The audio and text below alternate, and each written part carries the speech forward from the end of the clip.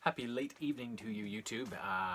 It's one of those nights where I'm a little bit restless, and I thought I've got a bunch of stuff that I've completed recently that I totally forgot I had to mention, so let's get into it. I am full-on addicted to the Alien universe, and Predator for that matter. And one of the things I really enjoy lately is the Complete Aliens Omnibus volumes that they've been releasing, and the one I read recently is volume 6. And these books contain like 2 to 3 kind of short stories. I mean, this is a 600 page book, so I mean it's 300 pages total for each of these stories. So not short stories, but they all take place within the Aliens universe and find new and interesting ways to tell a story of people getting terrorized by the xenomorphs.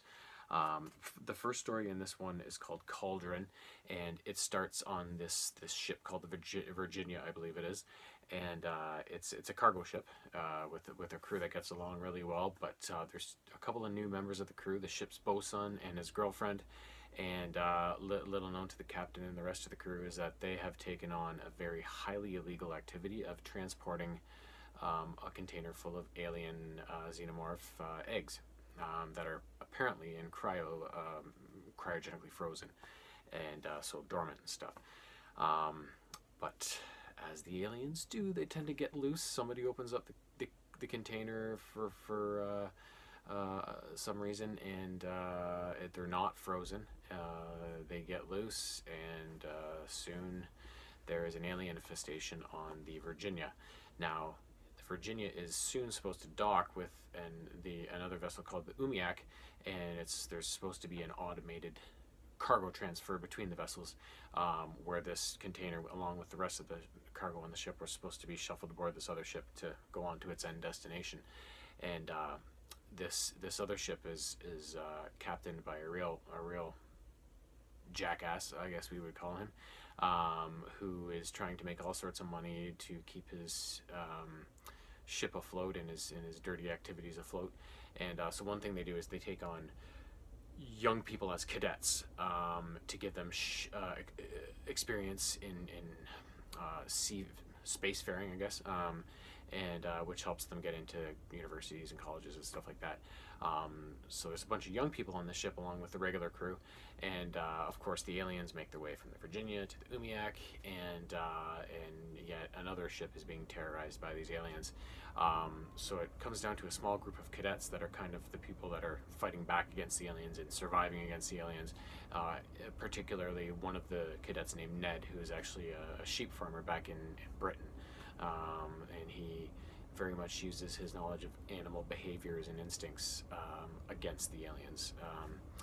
So very cool and different kind of story. They always try and keep them different and fresh each time, but this one was really different, and I liked it. The second one was called Steel Egg, and it's kind of, we knew in Aliens that Weyland-Yutani, the company, whoever, were aware of the xenomorphs, even if they didn't know much about them and didn't have much contact with them. But we knew that they were aware of them. This book, or this story, kind of, I think it tells one of the first alien stories, and it's a United Nations ship that is sent to investigate an anomaly around the rings of Saturn. And this anomaly ends up being an alien ship that looks like a steel egg.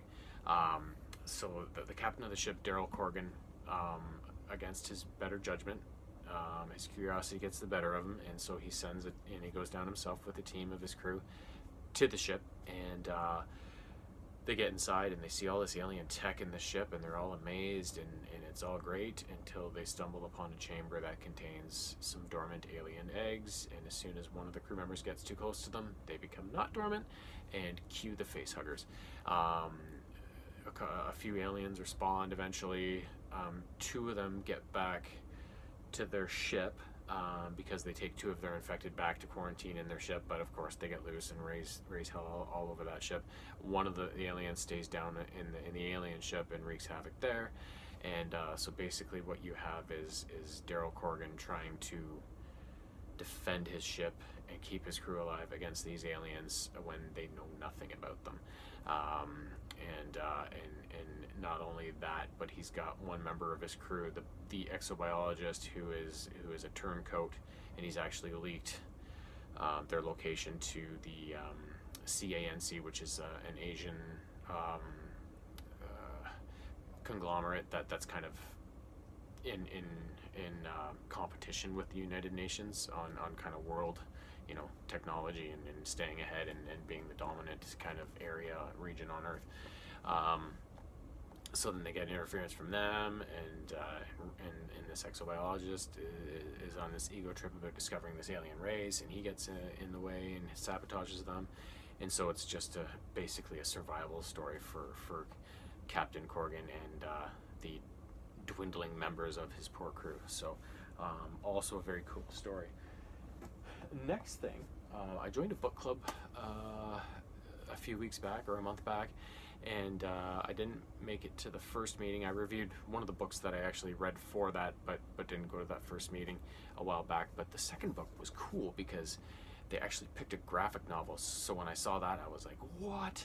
And that was the first meeting I attended, was in relation to this graphic novel. So it's the first book in the Gideon Falls series called The Black Barn. And what it is there's this this guy named Norton in this big town, it looks like, who we see him scavenging around town, picking up garbage, sort of sifting through garbage and picking up nails and stuff, and then taking them back to his apartment as samples. And he's frantically searching the city for these little bits and pieces, and he doesn't know why. And he's even seeing a shrink about it, and she's upset with his behavior and threatens to institutionalize him again if he can't sort it out. At the same time, an old priest named Wilfred who's had kind of a troubled past for a priest, and he is assigned by his superiors to go replace the priest in a small town called Gideon Falls, a very small rural kind of community.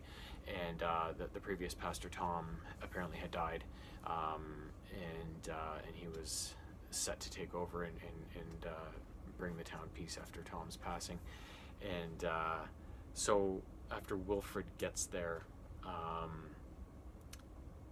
he is awoken in the middle of the night by the dead priest, Tom, who kind of leads him on this merry chase into a cornfield where Wilfred sees this black barn appear out of nowhere, and once it's all over and said with done with, one of the elderly townspeople is lying murdered in the field, and he's after he reports it, he is one of the suspects, and he's investigated by the police department and a sheriff named Clara.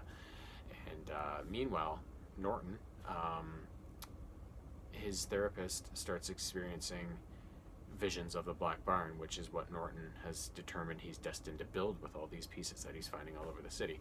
And she thinks she's going crazy at first, but then she believes in Norton's quest or whatever it is he's doing, and she agrees to help him. And so then it all kind of culminates in the small town of Gideon Falls when the sheriff Clara is kidnapped by kind of a guy that's gone psycho, one of the other townsfolk, and she's dragged into this black barn, and Wilfred goes in after her, and it's a crazy experience. And as the whole thing kind of, he gets her out of the black barn after experiencing all these hallucinations and stuff. We see Norton on the other end of things in his town find the site of the original black barn within this metropolis, this undeveloped piece of land where the black foundations of the black barn are still there.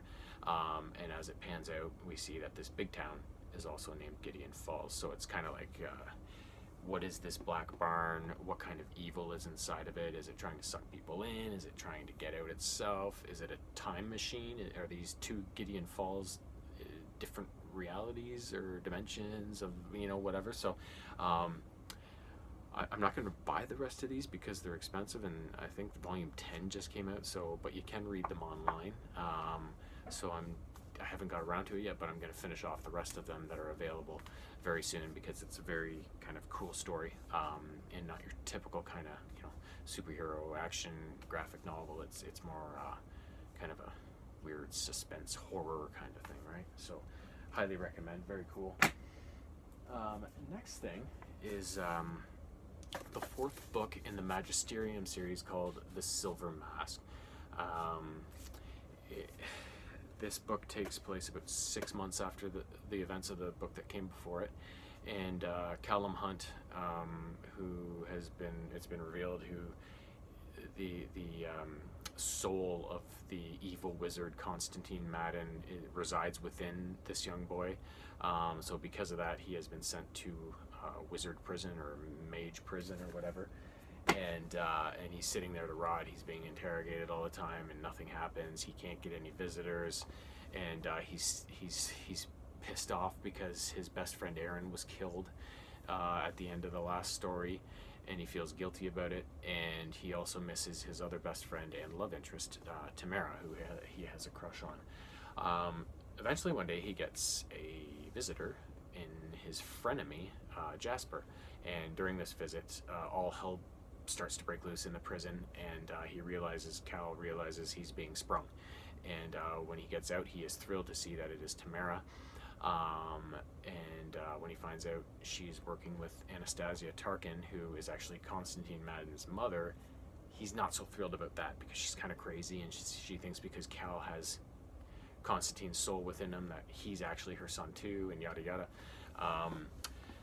So things go from great to awful when they find out that Anastasia ultimately is working with Master Joseph, a former teacher at the Magisterium, who was Constantine Madden's right-hand man, and just wants to continue his work and perfect his work, which Constantine was trying to bring the dead back to life, basically.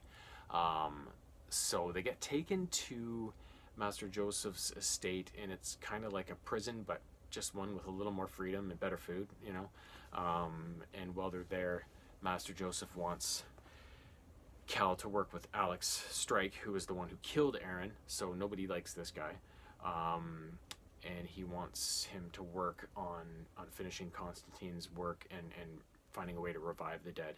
And to provide the proper incentive, they reveal that they actually have Aaron's body with them, and so they could work on Aaron and try and bring him back to life. And he promises that if he is able to do so, he would let them all go, no questions asked. So Tamara and Jasper don't buy into it and just concentrate on trying to escape. Whereas Cal is like, well, I'd love to escape, but what if I can bring Aaron back to life?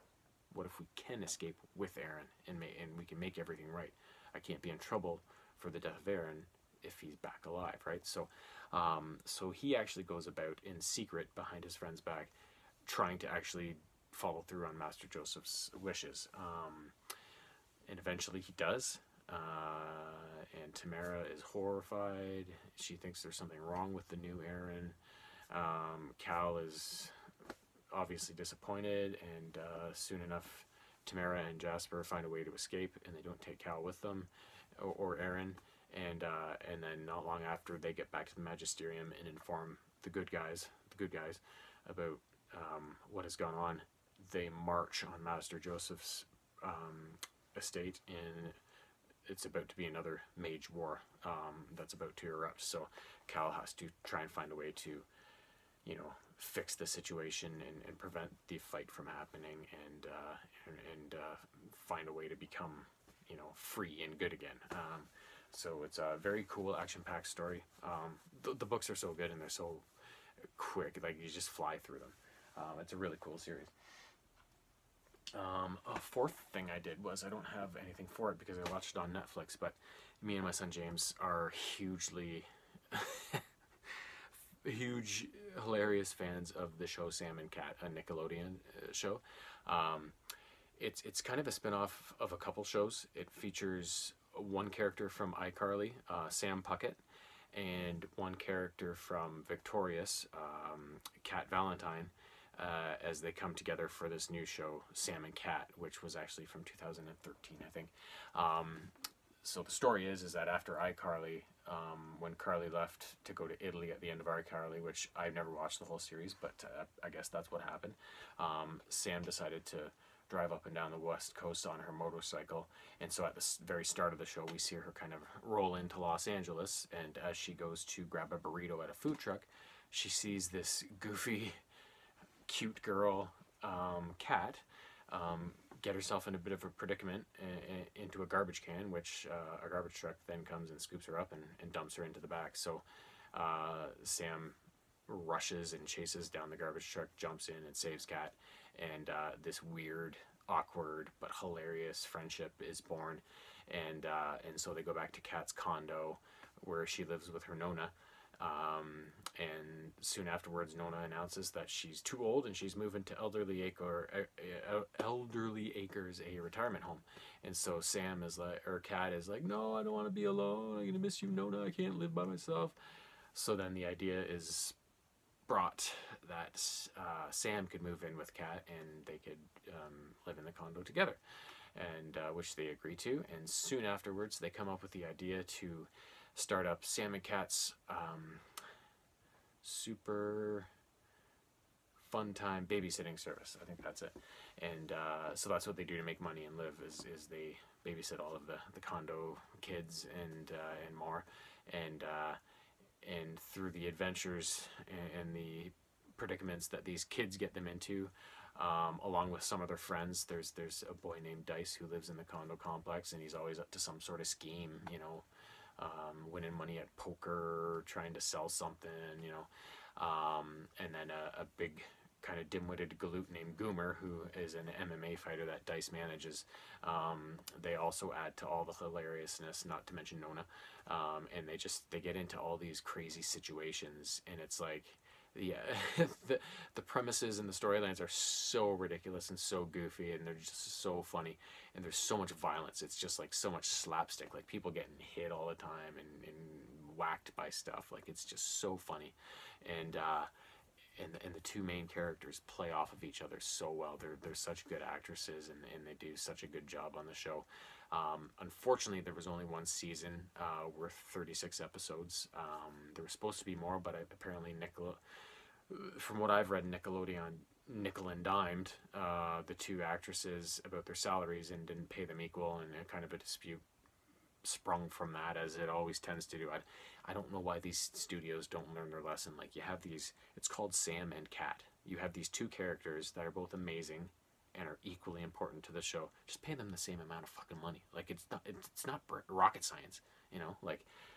And then that show could have still been going for a couple of years and had that many more episodes, but which kind of pissed me off, because it's a fantastic show. But at least there's 36. That's a pretty good first season. So yeah, we watched that, and it's just one of those shows you can just watch over and over and over and just put on anytime, and you just laugh. It's just hilarious. Last thing, we recently finished this game, NHL 15 for the PS4, which we had been working on for quite a while. It's the standard EA NHL entry. It's got season mode, whatever, yada yada.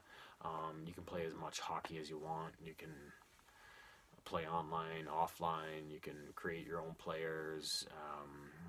You can be a GM. You know, it's all sorts of stuff. And the graphics anymore, you know, are so realistic. When we first started playing this game, I remember my wife's mom was down, and she just walked in as me and James were doing an opening face-off on one of the games, and she was like, "Oh, who's playing?" Like, it looks that real that she thought it was an actual hockey game starting. So, and this game is nice. It's easy to hit, but not overly easy to hit. So it's kind of realistic that way, and that if you miss somebody, you miss, but if you hit somebody, you really get them. And yeah, the graphics and the animations and the gameplay are all just super good. So it's a really fun hockey game, and we've already finished 16. So we're kind of bouncing around. So we're going to start 17 next, and on the PS4 anyways. We've got some other ones going on the PS3, but you will hear about those all in time. So yeah, so that's it, those 5 things, and I'm sure I will be back with more in the very near future. And until then, try to stay warm. Salutations.